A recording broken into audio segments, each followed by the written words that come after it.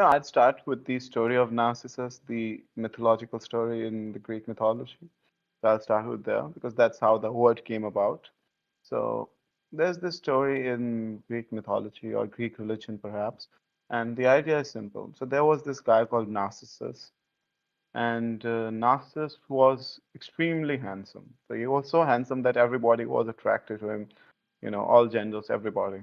People were so attracted to him, he grew very, very arrogant. So arrogant, as a matter of fact, that he would be misbehave with everybody, right?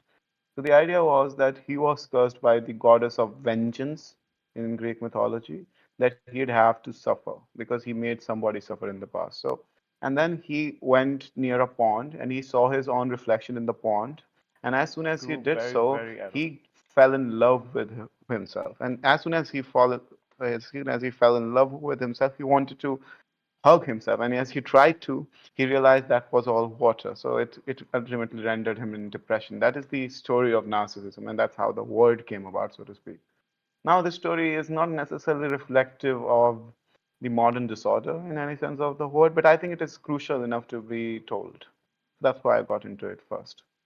And it also represents narcissism to some degree because narcissistic people are actually in love with themselves to some degree, but they usually are not in love with themselves in such manners, but they are still in love with themselves and think of themselves as superior to others. So to that extent, the story does align with the disorder. Of course, the idea of falling in love with yourself to the degree that you finally just want to get yourself and you can't get yourself, that sort of a thing is probably not true for narcissists. But still, the story is relevant nevertheless. Hmm. Yeah.